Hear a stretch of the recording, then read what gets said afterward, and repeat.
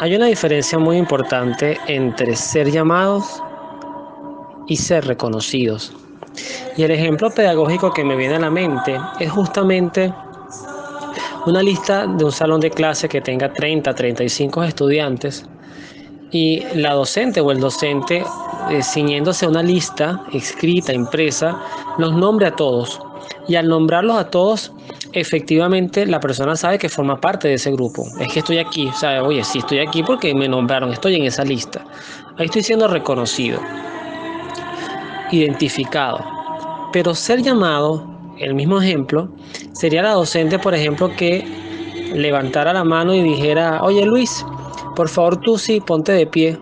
Ahí hay un acto consciente entre la autoridad que me mira y me necesita o me llama para algo. Puede ser para buscar algo, para exponer algo, para explicar algo. Y en ese momento yo me siento llamado y de mí tiene que haber una respuesta. Por ejemplo, la respuesta automática de la lista es presente, para que sepan que estás ahí. Pero la respuesta ante una asignación, ante un llamado, es distinta.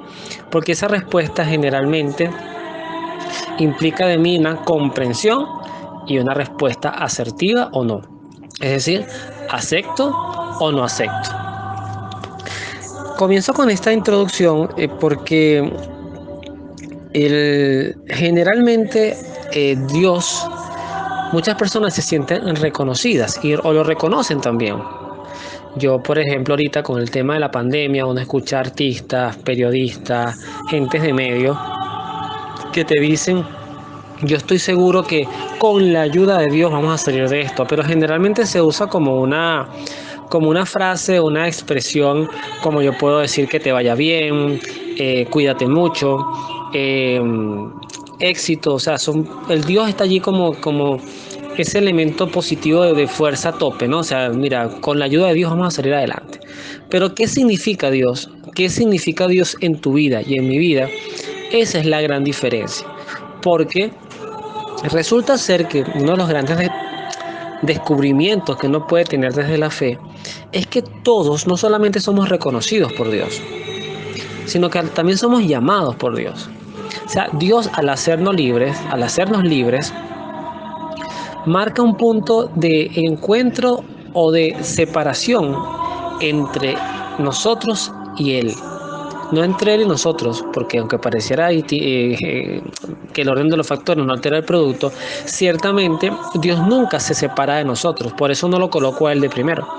Pero nosotros sí, cual ejemplo el hijo pródigo, podemos en un momento decir, yo me quiero apartar de ti, quiero vivir mi vida, quiero disfrutar mi presente, quiero disfrutar mi juventud, quiero disfrutar mi soltería, quiero disfrutar mi divorcio, en el caso de que aplicase. Es decir, quiero vivir. Y eso implica no ceñirme a ninguna norma, a ninguna ley, sencillamente si me provocó lo hago y si no me provocó no lo hago.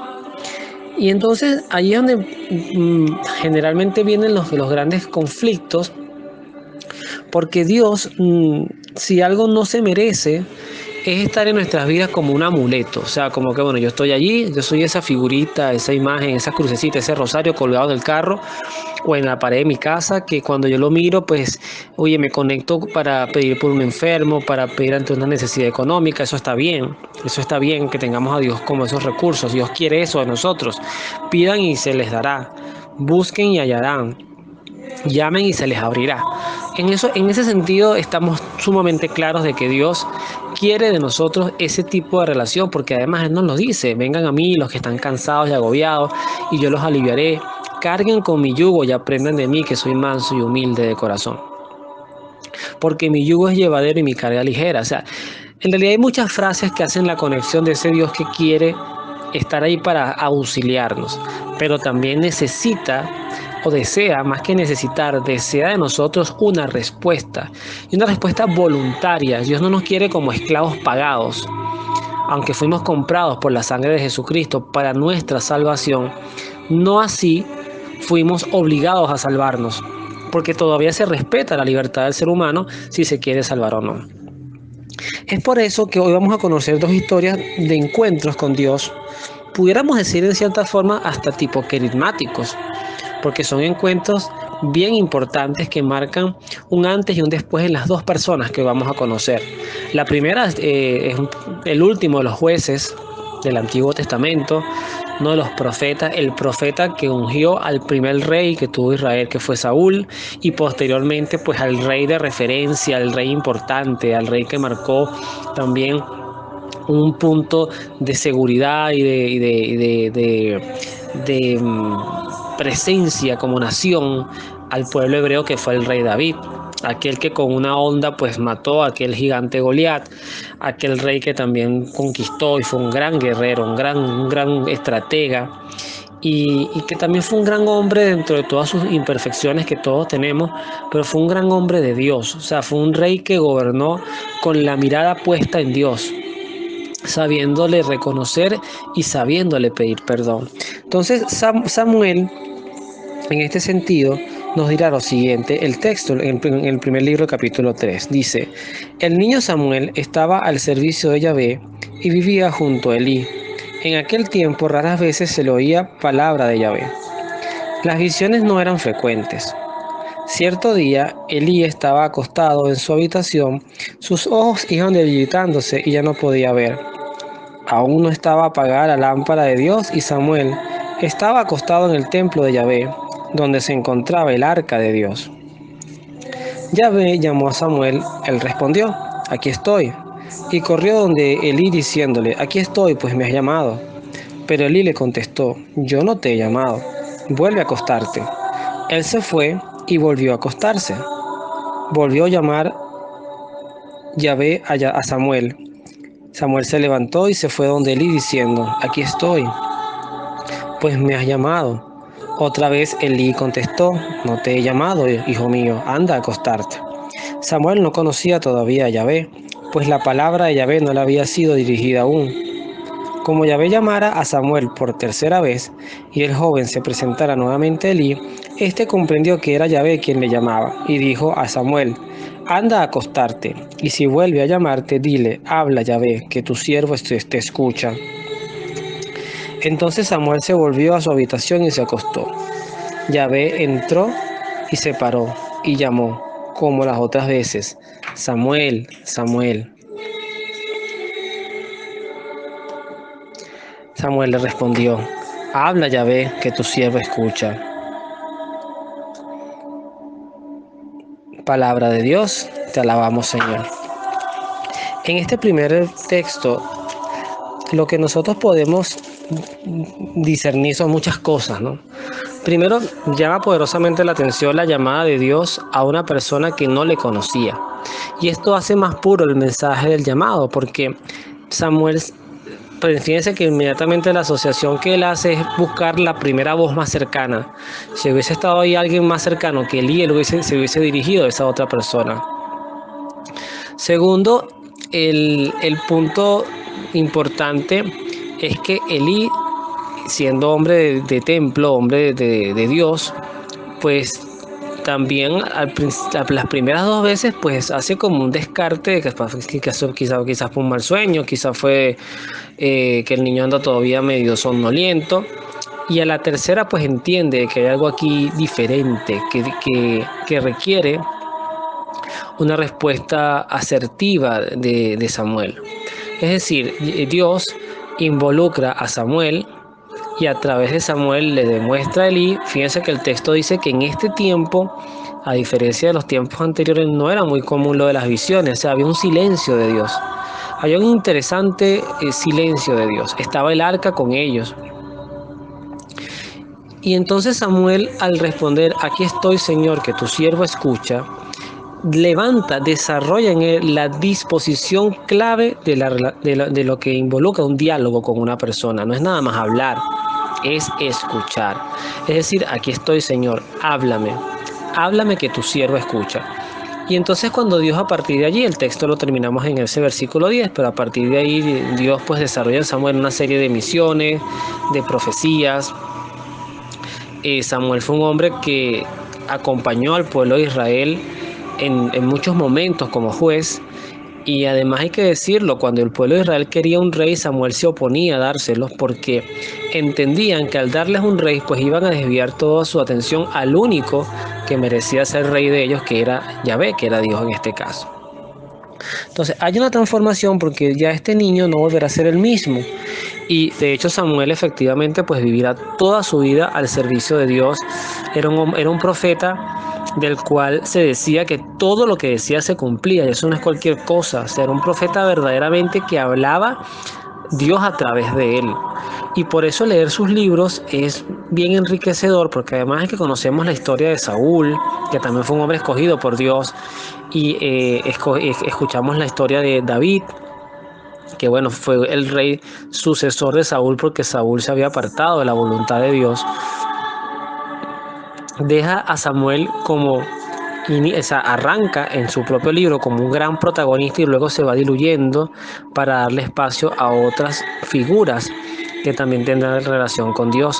Y eso marca un poquito también lo que hablábamos en otros momentos, en otros capítulos, de lo que es la relación de Juan el Bautista con Jesucristo. Juan el Bautista brilló como profeta hasta que Cristo le tocaba ya iniciar su misión, y entonces Juan el Bautista se apaga, cual vela que ya cumplió su misión de dar luz, para darle ahora relevo a la verdadera luz, que es la luz de Jesucristo. En este empalme, en este enlace entonces que vamos a hacer con el Nuevo Testamento, hoy vamos a hablar del libro de los Hechos de los Apóstoles, porque en este caso particular el protagonista va a ser Saulo. Saulo, también conocido como Pablo. Pablo era su nombre, no es que era Saulo antes y después era Pablo, sino que su nombre romano era Pablo, y Saulo tendría que ver más con la parte griega, o hebrea. Entonces Saulo era fariseo, era un judío decretado, apasionado, celoso de lo que la ley enseñaba. Y en el contexto que vamos a leer en el capítulo del 9 de los Hechos de los Apóstoles, que es el capítulo de la conversión de Pablo, del inicio de su conversión, porque en realidad Pablo se dice que la conversión de él duró algo así como 19 años.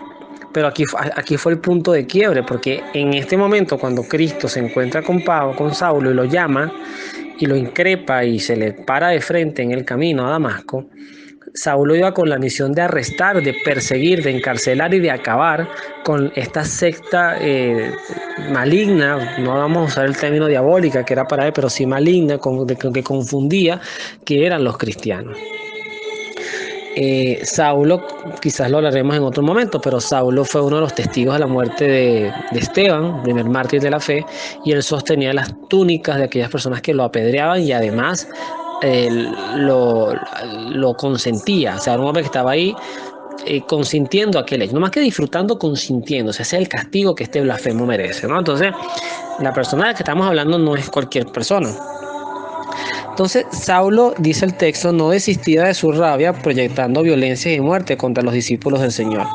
Se presentó al sumo sacerdote y le pidió poderes escritos para las sinagogas de Damasco, pues quería detener a cuantos seguidores de camino encontrara, hombres y mujeres, y llevarlos presos a Jerusalén.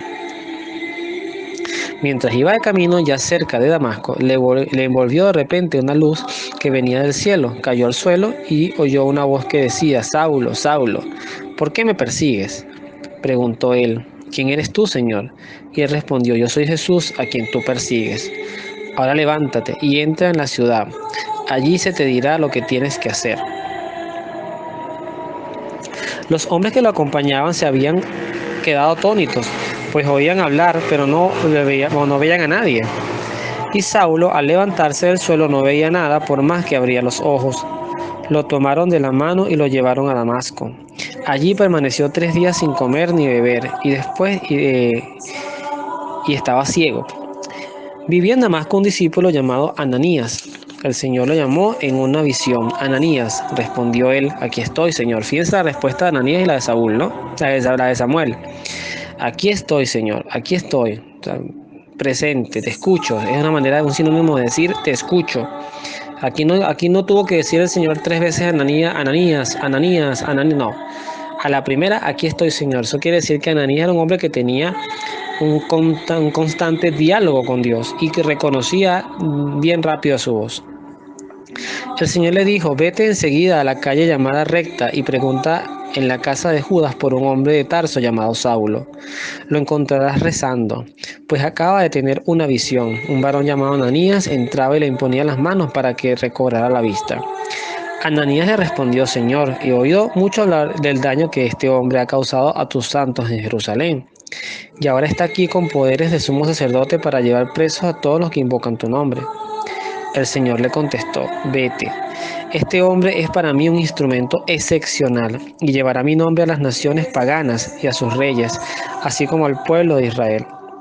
Yo les mostraré todo lo que tendrá que sufrir por mi nombre. Salió Ananías, entró a la casa y le impuso las manos diciendo: hermano Saulo, el Señor Jesús, el que se te apareció en el camino de donde venías, me ha enviado para que recobres la vista y quedes lleno del Espíritu Santo. Al instante se le cayeron de los ojos una especie de escamas y empezó a ver. Se levantó y fue bautizado. Después comió y recobró las fuerzas. Palabra de Dios, te alabamos, Señor. En este segundo llamado vemos un enfoque muy distinto. Aquí no vemos la inocencia de un ser que no conoce a Dios, al contrario, lo conoce y bastante bien. Saulo debía devorarse, saberse, pero al derecho y al revés, la Torá, la ley. Y además era un hombre de convicción, un apasionado. Por eso es que la incorporación de Saulo al cristianismo es fundamental, porque además trae consigo todo ese celo. O sea, es dejar atrás el pasado. Por eso está esta fase importante entre ver, no ver y volver a ver. Pero es que lo que dejas de ver pertenece a tu pasado, que no es un pasado descartable. Dios no descarta el pasado judío. Dios no dice: ahora esto no sirve. Lo que le cambia a Saulo es la actitud. Y le dice: aquel Mesías que tú esperas, aquel a quien tú persigues, pues soy yo, el que te se acaba de parar delante de ti. Y Saulo acepta primero un periodo de ceguera con la incertidumbre de ni siquiera saber hasta cuándo le iba a durar aquello. Eso es importante saberlo. Hoy sabemos que fueron 3 días, pero Saulo en ese momento no lo sabía. Saulo sencillamente sabe que va de camino a un lugar, se consigue una luz, lo increpa una voz, queda ciego y ahora se tiene que ir a la casa de don Judas a rezar esperando no sé qué y con un ayuno de 3 días. Ananías, por su parte, también tiene un llamado, responde rápido y asertivamente al llamado, pero luego hace un cuestionamiento, o sea, como recordándole a Dios: Señor, por si acaso se te olvidó ese hombre que anda persiguiendo a cristianos, buscando ponerlos presos y hasta matarlos si es posible. Y fíjense lo que Cristo le dice a Ananías: de este hombre yo voy a hacer algo excepcional. Y es que tú y yo, hoy que me escuchas, tú y yo somos cristianos en buena medida gracias a las misiones de Pablo. Pablo salió a evangelizar fuera de los grupitos. O sea, no es el grupito de esta iglesia, no es el grupito seguro. Saulo vivía constantemente fuera de su zona de confort. Y eso es lo que hace que Saulo nunca en sí terminara una misión, sino que constantemente se sentía con hambre de misionar, con hambre de evangelizar, con hambre de meterse donde nadie se atrevía a meterse, con hambre de tocar los temas que nadie se atrevía a tocar. Las cartas de Pablo son lapidarias, son contundentes, sin medias tintas. Es un hombre de convicción clara, que el Espíritu Santo entra en él y le deja una claridad de pensamiento verdaderamente elocuente, potente, que es un camino seguro para llegar a Dios. Sí, es verdad, algunos llaman la teología de Pablo y la teología de San Agustín como teologías muy ortodoxas, muy duras, en algunos casos antinatura, porque ambos vienen de pecados fuertes. Pablo no es que sea un pecador de la carne, un pernicioso, un hombre de vicio, pero era un hombre que sí vivía la relación con Dios centrada en la ley. Y por eso es interesante en algún momento que puedan leer la primera y la segunda, el primer y segundo capítulo de la carta a los romanos, donde Pablo le hace un discurso primero a los judíos y luego a los romanos, que representaban todo el paganismo. Y en cierta forma, esas dos corrientes, esas dos culturas, eran los dos extremos hacia los cuales no debíamos correr. Es decir, no todo con Dios puede ser la ley, porque Dios es más que la ley. En la ley conocemos la voluntad de Dios, pero Dios no nos juzga solamente a razón de la ley, no se relaciona con nosotros solamente a razón de la ley. No es como si te pasaste la raya vas preso y si no te pasaste la raya estás conmigo. pero los romanos eran totalmente todo lo que no tenía que ver con, o sea, era caballos sueltos, sin riendas, era todo lo que sentía el cuerpo, había que darle placer. Y en esos dos extremos Pablo se para de una manera confrontativa, clara, predica, hace de Cristo un sentido de pertenencia. O sea, ya no soy yo el que vivo, es Cristo quien vive en mí, dirá San Pablo. Fíjense ustedes ese nivel de compenetración, de responder a un llamado. O sea, yo creo que yo nunca en mi vida he dicho eso. Yo no me puedo parar delante de ustedes si estuviéramos en un encuentro presencial o de uno de los tantos talleres que por la gloria de Dios he podido tener, y jamás he dicho, y ahorita estoy haciendo conciencia de eso, jamás he dicho, ya no soy yo el que vivo, es Cristo el que vive en mí, porque eso sería una gran hipocresía. Yo no he llegado a ese nivel, pero me encantaría poder tener ese nivel de convicción. Y eso implica, en cierta forma, que tú y yo tendríamos que pasar en algún momento por una ceguera que nos haga divorciarnos de tantos distractores que nos ofrece el mundo, la carne y el demonio, de quien se dice son los tres enemigos del hombre. Es un desafío el responder, porque Dios siempre llama. Dios siempre está llamando sacerdotes, está llamando al matrimonio, está llamando a la castidad, está llamando al celibato, está llamando al servicio, está llamando a la misericordia, está llamando al no materialismo, está llamando a la oración. Y ahorita que está empezando la cuaresma, pues con más razón, ayuno, oración y limosna, penitencia. O sea, es un tiempo propicio para centrarnos primero a tratar de escuchar su voz y ver qué respuesta le vamos a dar al Señor. Porque el Señor, insisto, nunca va a dejar de llamarnos. Pablo murió mártir por la fe en Jesucristo. Pero vamos a ponernos en su posición. Era judío radical, luego le da la espalda a los judíos y se queda sin el apoyo de los judíos. Pero además los cristianos le temían, entonces tampoco fue fácil incorporarse al cristianismo. Era un hombre que se quedó solo con su fe, solo con Dios. Y Dios lo fue llevando, lo fue introduciendo con sabiduría, con persistencia, con personalidad, con autoridad, con determinación. Se dice que los discursos de San Pablo eran larguísimos. Y seguramente era un predicador incansable, de esos que da gusto escuchar, pero que son, diríamos en criollo, sabrosos para escucharlos, porque te hablan de tantas cosas y te cautivan, serían otros tiempos. Hoy no le tengamos miedo a la palabra, no le pongamos tiempo a las cosas de Dios tan determinantes. Esto tiene que durar 30 minutos y a los 30 minutos, así la idea se quede sin cerrar, usted se calla porque ahora tiene que venir el otro que tiene que hablar 30 minutos más. La relación con Dios no puede ser así porque sería una relación fariseica. Sería encapsular a Dios como lo tenía San Pablo, encapsulado en la ley, en el tiempo, en mi tiempo.